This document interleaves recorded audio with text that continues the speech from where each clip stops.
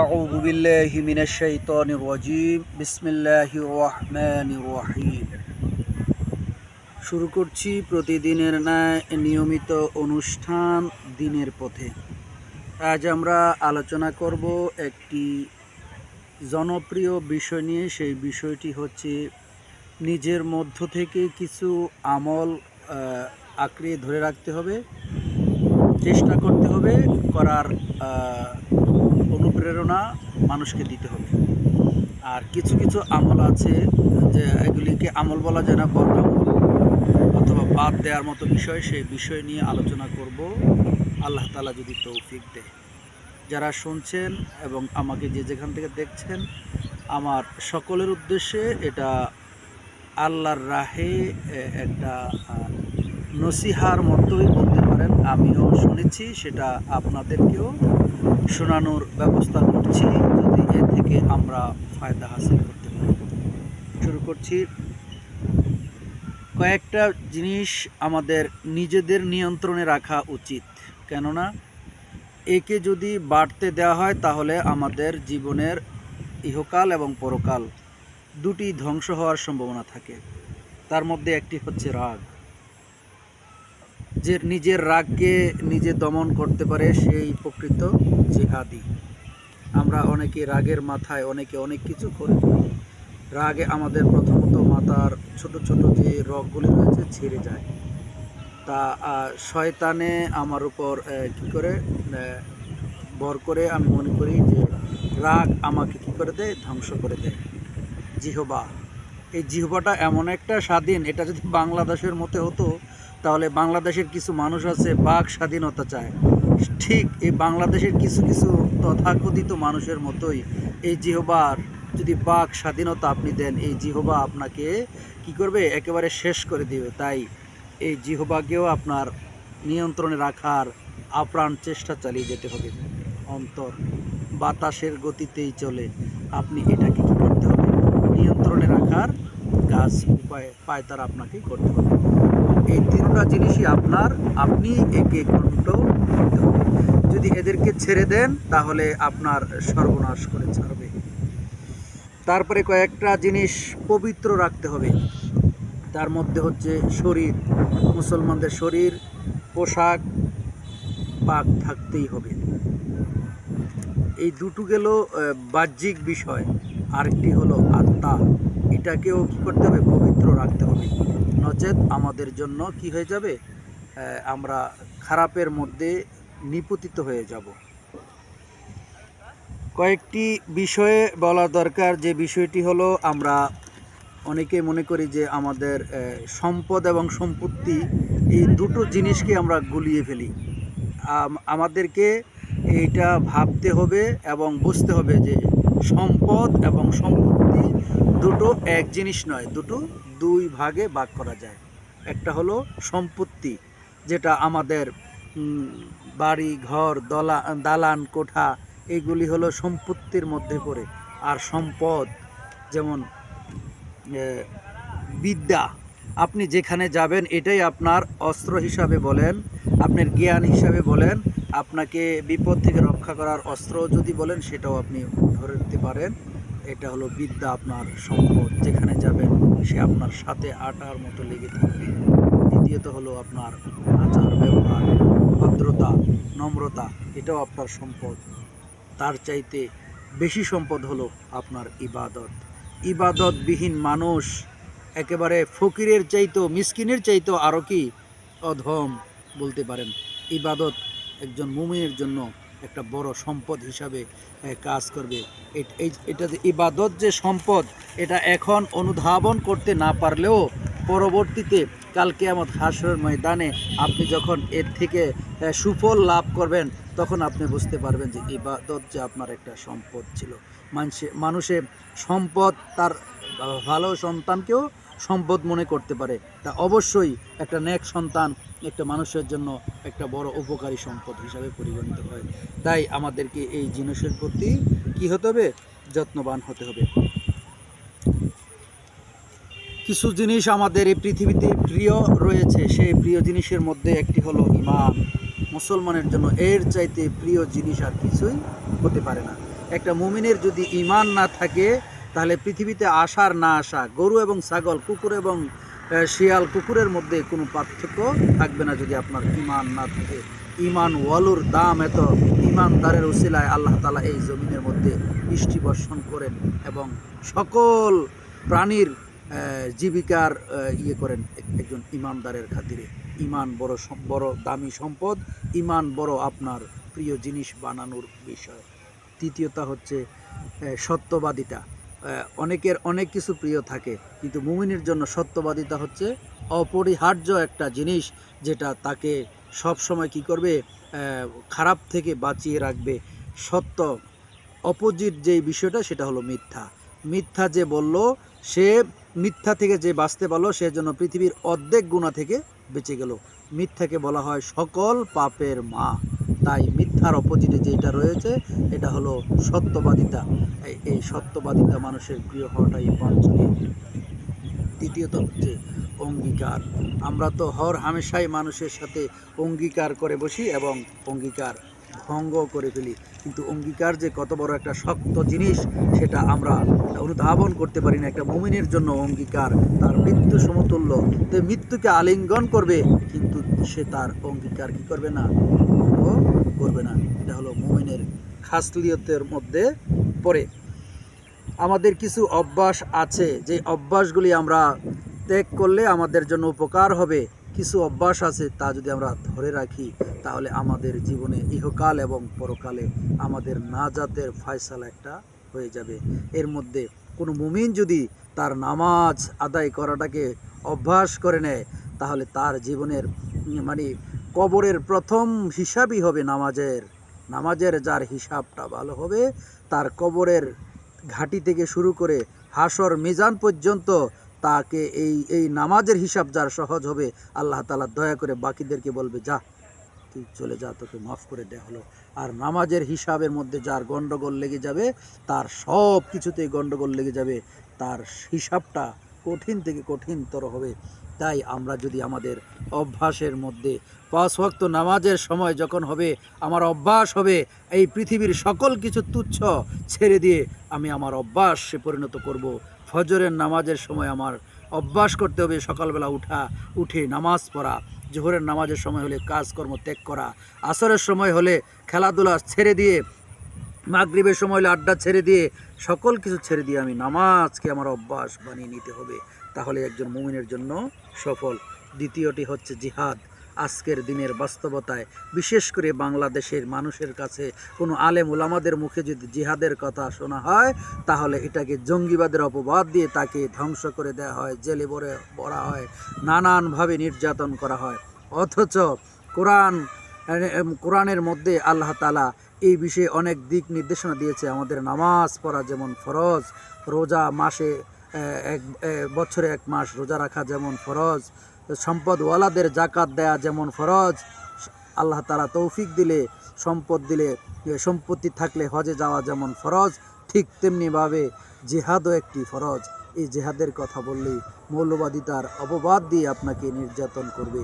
এই জিহাদকেও আপনার কি অভ্যাসে পরিণত করা দরকার। জিহাদে আকবরও আছে, যেটা বড় জিহাদ আমরা বলি, যেটা নিজের শয়তানে নিজের নফসের সাথে কি করা, পেরে ওঠা, এটাও একটা জিহাদের অন্তর্ভুক্ত। তৃতীয়ত হচ্ছে হালাল রুজি। এতক্ষণ যা বললাম, নামাজ এবং জিহাদ, এই দুইটা কবুলের জন্য সবচাইতে বড় অস্ত্র হাতিয়ার হচ্ছে হালাল রুজি। আল্লাহ তাআলা বলছেন, আল কাসিমু হাবিবুল্লাহ, যে নিজ হাতে উপার্জন করে খায় সে আমার বন্ধু। হালাল রুজি ব্যতীত আপনি তাহাজ্জুদ পড়েন, আপনি 5 ওয়াক্ত নামাজ পড়েন, রোজা রাখেন, হজ করেন, জাকাত দেন, কোনোই কাজে আসবে না। আপনার রুজির মধ্যে যদি হালাল না থাকে, এর মধ্যে যদি হারাম ঢুকে যায়, আপনার সকল কিছু কি ধ্বংস হয়ে গেল। তাই আমরা আমাদের মধ্যে কামাইয়ের মধ্যে হালাল জিনিসটা আমরা ব্যবহার করতে চেষ্টা করব। এর মধ্যে আমার সন্তান যদি আসে হালাল খানার মধ্যে, তাহলে আমার সন্তান হবে কি ভালো, আমার সন্তান হবে খোশ মেজাজি, আমার সন্তান হবে দিনদার, আমার সন্তান হবে আল্লাহওয়ালা। নচেত তার ব্যতিক্রম হবে, শয়তানের অনুসরণ করবে। এই হারাম খেয়ে যে সন্তান জন্ম দিবেন সেই সন্তান হবে হারামজাদা সম্পদের সন্তানের সমতুল্য। তাই আমরা আমাদের রুজিকে হালাল করার জন্য আমাদের প্রাণপণ চেষ্টা চালিয়ে যেতে হবে এই পৃথিবীতে যতদিন বেঁচে থাকি। কয়েকটি জিনিস ব্যবহারের ক্ষেত্রে আমাদেরকে সচেষ্টবান হতে হবে, যেমন কলম। দ্বিতীয়টি হচ্ছে কসম। আমরা হর হামেশাই কসম করে ফেলি, মায়ের কসম, বাবার কসম, এটার দিব্যি ওইটার দিব্যি।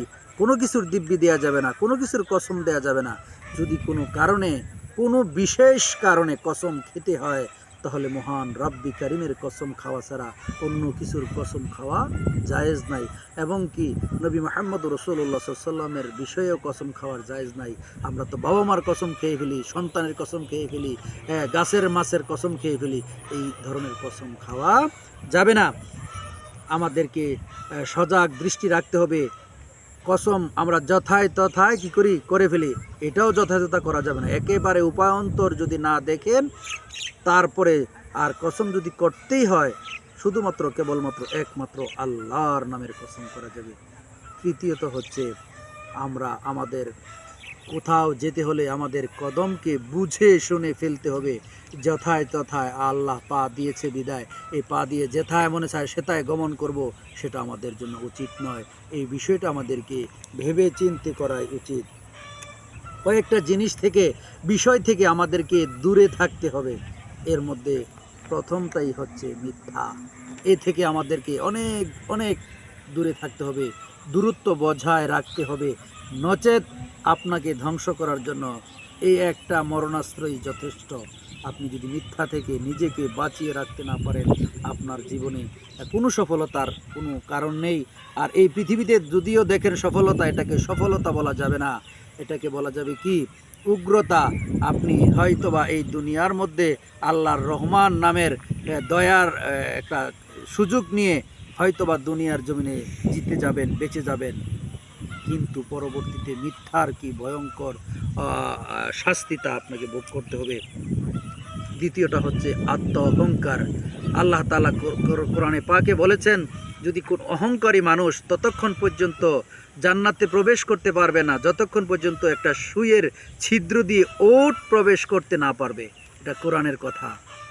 অহংকারী বিষয়ে মানুষের অহংকার কেবলমাত্র শুধুমাত্র একমাত্র আল্লাহ তাআলার বেলায় এটা প্রযোজ্য। তিনিই করতে পারেন, তিনি কারোর মুখোপেক্ষী নন, তিনি কারোর মুখোপেক্ষী নন।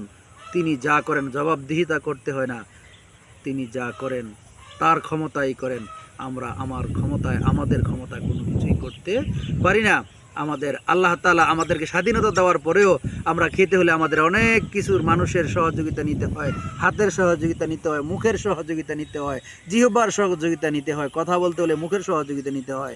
এক কথায় আমি আমার কোনো সহযোগিতা ছাড়া কিছুই করতে পারি না। তো এই অহংকার কেবলমাত্র শুধুমাত্র আল্লাহ তাআলার ক্ষেত্রেই এটা চলে, অন্য কারোর ক্ষেত্রে চলে না। তাই এ থেকে আমাদেরকে কী করতে হবে, দূরে থাকতে হবে। তৃতীয়ত হচ্ছে অভিশাপ। এটা অভিশাপ যেমন একটা ভয়ঙ্কর বিষয়, শুনতেই বোঝা যায়, ঠিক এই বিষয়টা থেকেও আমাদেরকে কী করতে হবে, বেঁচে থাকতে হবে। আপনি কোনো মানুষের সাথে ভালো ব্যবহার করতে না পারেন, খারাপ ব্যবহার করার অধিকার আপনার নাই। কারণ আপনি যদি আপনার শিক্ষকের সাথে, আপনি আপনার ওস্তাদের সাথে, আপনি আপনার বাবার সাথে, মায়ের সাথে, চাচার সাথে, গুণীজনদের সাথে, বড়দের সাথে বেয়াদবি করেন, আপনাকে ওই ব্যক্তি হাত তোলে বদদোয়া দিতে হবে না। অভিশাপ এমন এক জিনিস, আপনার আচরণে, আপনার কথায়, আপনার বার্তায়, আপনার ব্যবহারে যদি কোনো মানুষ, কোনো প্রাণী আপনার থেকে আঘাতপ্রাপ্ত হয়, আপনি যদি তাকে আঘাত করেন আর সে যদি কষ্ট পায়, এই কষ্টটার বিনিময়ে আপনার মধ্যে অভিশাপ চলে আসবে। আর অভিশাপ এমন এক ভয়ঙ্কর জিনিসের নাম, তার মধ্যে যদি আপনি পড়ে যান, বাঁচার কোনো সুযোগ নেই। তাই আমরা অভিশাপ থেকে বাঁচার চেষ্টা করব। কয়েকটা বিষয়ের জন্য আমরা কি করব, যুদ্ধ করব। যেমন ধর্ম, এর জন্য আমরা কি করব, যুদ্ধ করব। জাতির জন্য আমরা যুদ্ধ করব, আমরা দেশের জন্য যুদ্ধ করব। পরিশেষে আমি আপনাদের কাছে আহ্বান রাখতে চাই, আমাদের এই প্রিয় মাতৃভূমি বাংলাদেশ পার্বত্য এলাকার মধ্যে আজ অনাহারে অর্ধাহারে যারা রয়েছে, তাদের যে অবস্থা, এই তাদের অভাবগ্রস্তার সুযোগ নিয়ে খ্রিস্টানরা, পাদ্রীরা আমাদের মুসলমান দিগকে কি করছেন, খ্রিস্টান বানিয়ে দিচ্ছেন। তাই এই জাতি আমার জাতি, এ দেশ আমার জাতি, তারা যদি খ্রিস্টান হয়ে যায় পার্বত্য এলাকার লোকগুলি, তারা স্বাধীনতা চাইবে, তাহলে আমার এই দেশের মধ্যে অরাজকতা লেগে যাইতে পারে।